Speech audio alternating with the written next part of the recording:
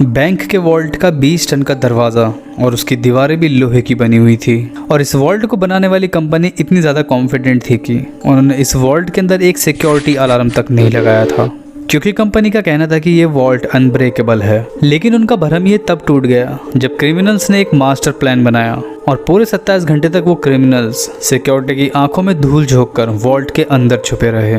तो आखिर क्या था वो मास्टर प्लान और क्यों इसे हिस्ट्री की सबसे बड़ी रॉबरी कहा जाता है?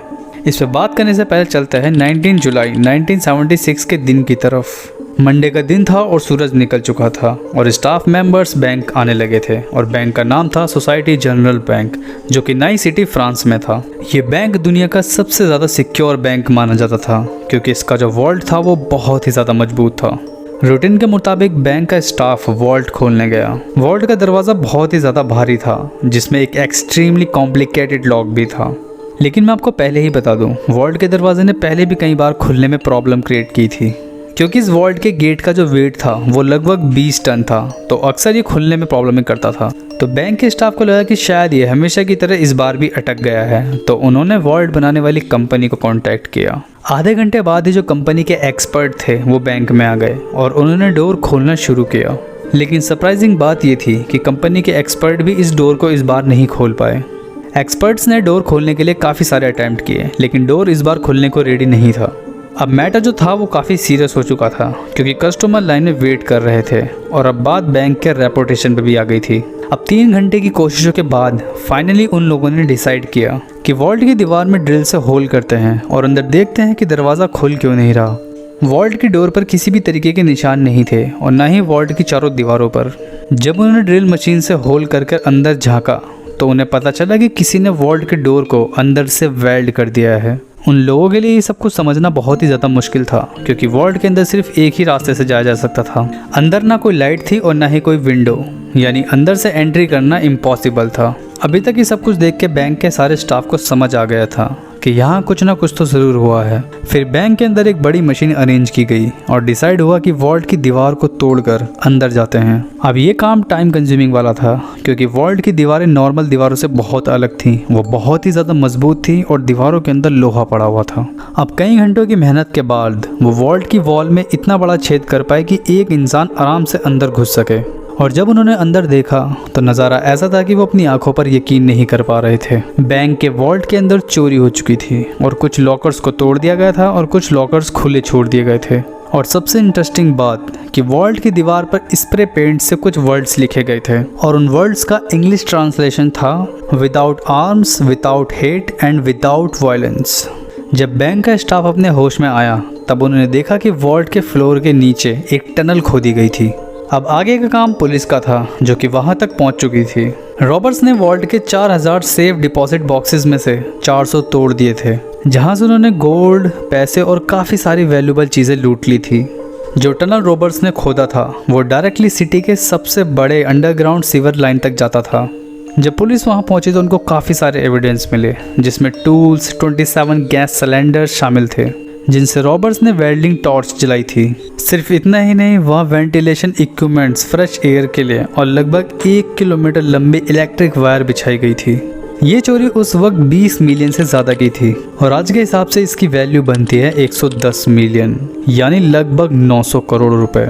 ये सिर्फ कंट्री के सबसे बड़े बैंक की चोरी ही नहीं बल्कि इसकी पुलिस इन्वेस्टिगेशन भी फ्रांस की हिस्ट्री की सबसे बड़ी इन्वेस्टिगेशन बन गई। अब ये खबर दुनिया भर में फैल चुकी थी जिसकी वजह से बैंक की रेपुटेशन को बहुत ही नुकसान हुआ। वहीं ये इंसिडेंट फ्रांस की पुलिस के लिए भी बहुत ही ज़्यादा शर्मनाक बात थी। कई महीनों तक पुलिस ने हर तरफ काफ़ी प्रेशर दिया, आसपास के लोगों को पकड़ा और बैंक के स्टाफ से बहुत पूछताछ की गई, लेकिन कहीं से भी रॉबर्ट्स का कोई ट्रेस नहीं मिला। फिर 3 महीने बाद अक्टूबर 1976 में पुलिस को एक सिग्निफिकेंट लीड मिली। रॉबर्ट्स के ग्रुप के एक मेंबर को उसी की गर्लफ्रेंड ने पुलिस को टिप देकर पकड़वा दिया। पहले तो रॉबर्ट ने इन्वॉल्व होने के लिए मना कर दिया, लेकिन पुलिस के बहुत प्रेशर देने पर उसने अपने सभी साथियों के नाम बता दिए। पुलिस के लिए सबसे शॉकिंग बात ये थी कि ये जो गैंग था पहले बहुत छोटी मोटी चोरियां करता था। अब इतनी बड़ी चोरी इस छोटी सी गैंग ने कैसे कर दी, ये बात कुछ हजम नहीं हो रही थी। इस प्लान का मास्टरमाइंड असल में कोई और ही था। इंटेरोगेशन के दौरान गैंग के मेंबर्स ने पुलिस को एक आदमी का नाम बताया जो कि उनके मुताबिक इस चोरी का मास्टरमाइंड था। यह आदमी जिसका नाम था एल्बर्ट स्पेज़ारी, असल में ये एक फ़ोटोग्राफ़र था। जब पुलिस ने उसे अरेस्ट किया तो वो कहीं से भी क्रिमिनल नहीं लग रहा था। सिंपल ड्रेसिंग और सिंपल लाइफ स्टाइल, और वो एक नॉर्मल से छोटे से घर में रहता था। और जब उसके पड़ोसी से इंक्वायरी की गई तो सबका बस यही कहना था कि एल्बर्ट एक सिंपल सा फोटोग्राफ़र है जो हमेशा अपने काम से काम रखता है। लेकिन पुलिस जो एल्बर्ट के बारे में सोच रही थी, एल्बर्ट उससे बिल्कुल डिफरेंट निकला। क्योंकि जब उससे पूछताछ हुई तो उसने एकदम एक्सेप्ट कर लिया कि बैंक की चोरी का मास्टरमाइंड वही है। पुलिस के लिए केस ऑलमोस्ट क्लोज हो गया था, लेकिन असल में ये सिर्फ एक शुरुआत थी। एल्बर्ट के मुताबिक उसने पहले इसी बैंक में एक लॉकर लिया था और वॉल्ट में जाने के बहाने से वो हर चीज़ की फ़ोटोज़ कैप्चर करता था। सबसे पहले उसने अपने लॉकर में एक अलार्म क्लॉक रखा और उसका अलार्म रात के टाइम सेट किया। और जब अलार्म लॉकर में बजा तो ना ही तो कोई अलर्ट हुआ और ना ही कोई सिक्योरिटी अलार्म बजा। तब उसे पता चल गया कि वॉल्ट के अंदर कोई भी सिक्योरिटी सिस्टम इंस्टॉल्ड ही नहीं है। फिर वो सिटी गवर्नमेंट ऑफिस गया एक इंजीनियर की ड्रेस में और उसने पूरे शहर का मैप निकाल लिया। उसने एस्टिमेट किया कि सीवर लाइन इस मैप पे कहाँ है और वो बैंक से कितनी दूर है। फिर उसने कैलकुलेट किया कि अगर नियरेस्ट सीवर लाइन से 26 फीट की टनल खोद दी जाए तो सीधा बैंक वॉल्ट तक जा सकते हैं। अब ये काम बहुत मेहनत वाला था, इसलिए एल्बर्ट ने शहर के एक गैंगस्टर से कांटेक्ट किया और उसे अपना पूरा प्लान बताया। फिर गैंगस्टर ने अपने आदमियों को ये काम दे दिया। टनल खोदने में करीब 2 महीने लग गए क्योंकि काम बिना मशीन के हो रहा था। और ये बात बहुत ज़रूरी थी कि काम सिर्फ रात को हो जब बैंक में कोई ना हो। इस दौरान एल्बर्ट ने हर पॉसिबल कोशिश की कि खुदाई की आवाज़ सीवर लाइन से ऊपर रोड तक ना पहुँचे। फिर 18 जुलाई को सैटरडे और संडे की रात वो फाइनली वॉल्ट के अंदर घुस गए। वॉल्ट तक पहुंचने के बाद रॉबर्ट्स अगले 27 घंटे तक चोरी करते रहे और इस दौरान उन्होंने वहां पर लंच भी किया और डिनर भी किया। और जाते वक्त उन्होंने वहीं पर वो फेमस वर्ड लिख दिए जो कि हमने आपको स्टार्टिंग में बताए थे। पुलिस ने एल्बर्ट को कोर्ट में प्रेजेंट किया जहां उसने जज के सामने भी अपना जुल्म एक्सेप्ट कर लिया। इंटरोगेशन के वक्त एल्बर्ट ने प्लान की एविडेंस और लूटेड मनी की डिटेल्स एक कोड वर्ड में पेपर पर लिखी। एल्बर्ट ने कहा कि ये एविडेंस सिर्फ मैं जज को ही दिखाऊंगा और सिर्फ जज ही इस कोड वर्ड को रीड कर पाएगा। और इस काम के लिए जज ने एल्बर्ट को अपने चैम्बर में बुलाया। एल्बर्ट ने जज को वो पेपर दिया जिसमें सिटी का मैप बना हुआ था। एल्बर्ट के दिए हुए मैप को जब जज ने पढ़ना शुरू ही किया था, एल्बर्ट ने फौरन रूम की विंडो से नीचे जंप कर दिया। रूम फर्स्ट फ्लोर पे था और विंडो के नीचे एक कार खड़ी हुई थी।